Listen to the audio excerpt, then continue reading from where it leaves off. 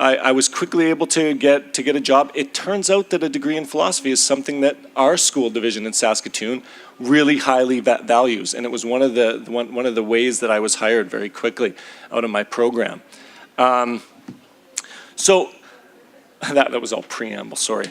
I want to try to address these questions that Erin's given us, and I want to try to do it under the general framework of going back to Socrates and just talking about life as the journey to wisdom and as a process, not something that I feel I am achieving, but something that I am in love with, something that I want to continue to pursue passionately for the rest of my life. My son, who's 6, is often asking me these weird questions about, are you in love with Cheerios? No, but I like Cheerios a lot.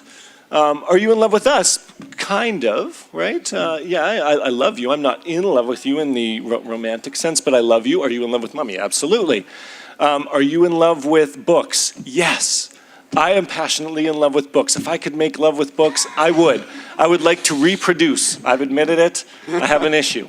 Okay? So that's sort of the framework that I'd like to address these 3 questions. First of all, I'd like to speak about my experience as a classroom teacher and the value that philosophy and the value that this love of wisdom, this philosophia, has instilled in me, and I hope to be instilling in my students, a few of whom have walked by and not stuck around, which might be an indication. I don't know, I hope not. Let's say that they're busy and so passionate about ideas that they had other things to do.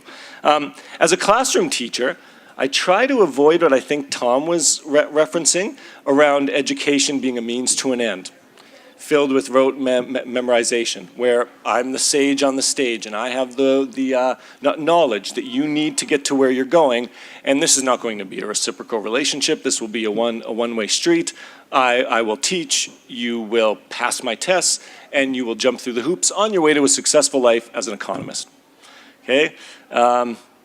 In my classroom, I try to make sure that every moment that we have together is transformative, not necessarily in the deepest sense, but in the sense that it's relevant.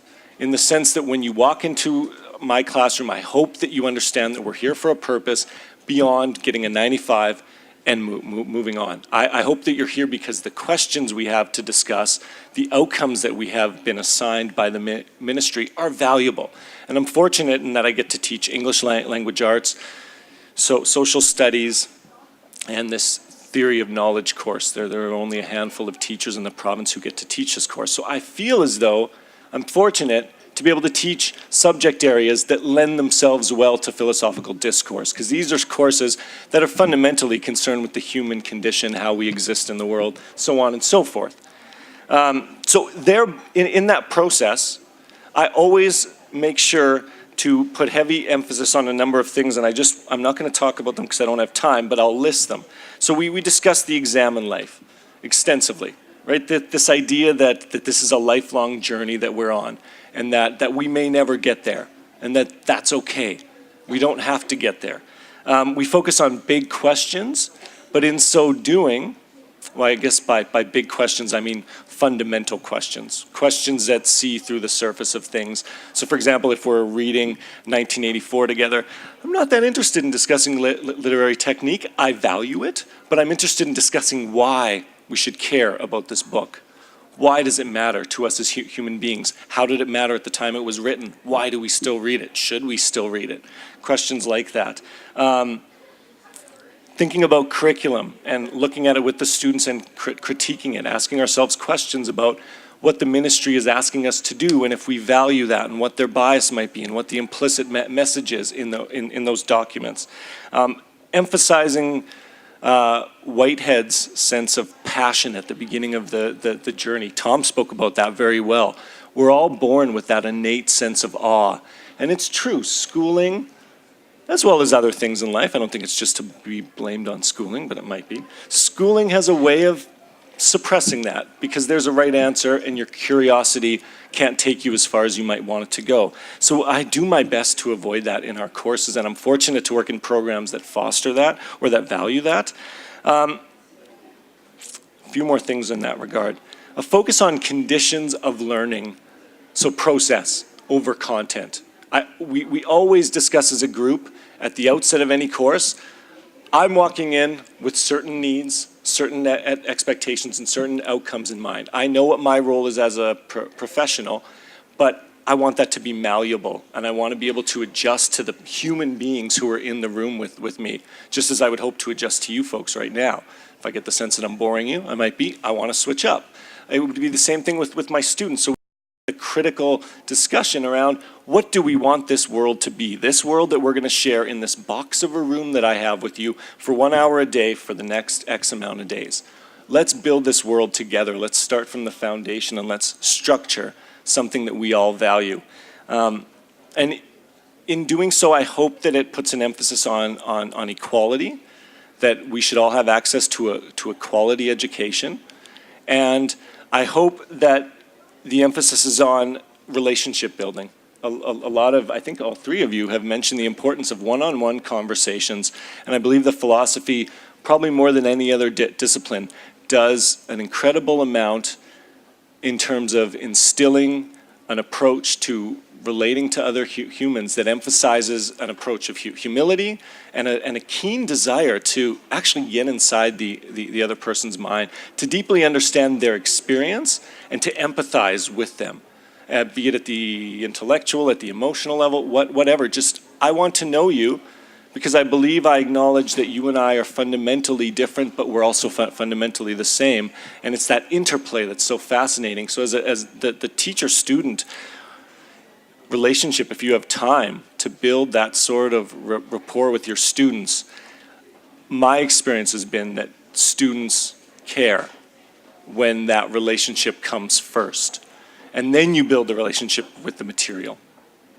So that's kind of, as a teacher, how I think philosophy impacts my work.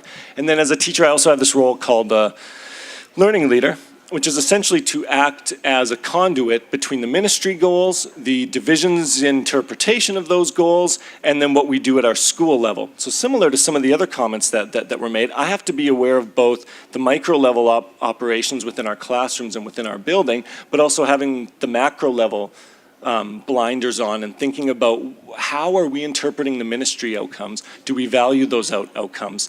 Our ministry has a habit lately of setting very lofty goals. It's our job as teachers, with or without additional supports, to interpret those goals and find a way to meaningfully implement them.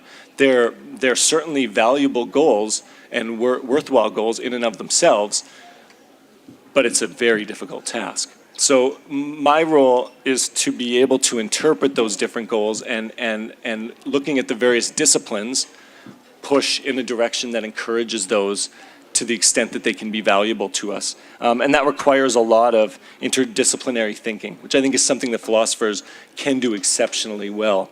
It's a habit of mind that is encouraged as well. I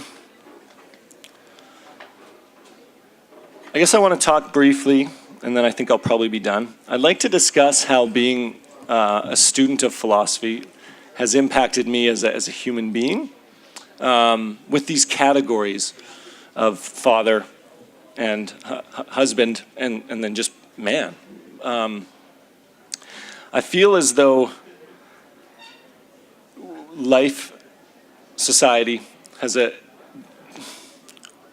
maybe it's our tendency to categorize, right? To want to assign categories. It feels as though we inhabit these roles, and if we're not careful, these externally defined roles can become internally defining concepts, and we can lose ourselves.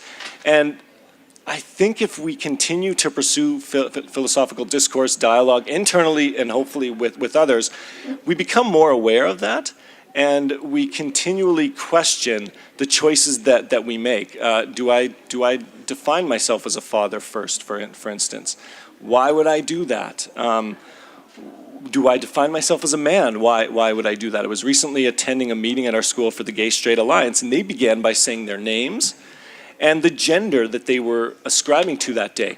That was a curveball for me, and I found myself immediately wondering, why would I assign the label man to myself? Is it genetic? Is it physiological? Is there more to it? What is male? Right? All these deep questions.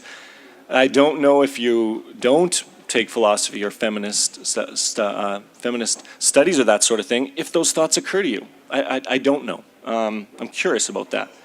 So in my life, I think philosophy encourages me to move away from my tendency to get overexcited and to be dogmatic and to make certain assumptions, and I'm working on trying to be less that way and looking to be more dialectical. And really lately, the last few years, I've thought a lot about pragmatism and wanting to make choices not necessarily for absolute reasons, but for reasons that I believe advance things that I hope are going to be of value. I think my concluding thing that I'd like to share, and then I'll finally wrap this up, is that we have a responsibility perhaps as human beings to become authentically who we are. That search and that process of becoming authentic. And I'm not sure that I think it's easiest done or best done when we pursue philosophy over the course of our entire lives and continually hover around the same questions over and over again until we slowly uncover who it is that we would like to become as we become that person. And I'm just thrilled to continue to do that, and I would encourage all of you here to pursue philosophy for any of the reasons listed. They've been great. Again, ask any questions, and thank you.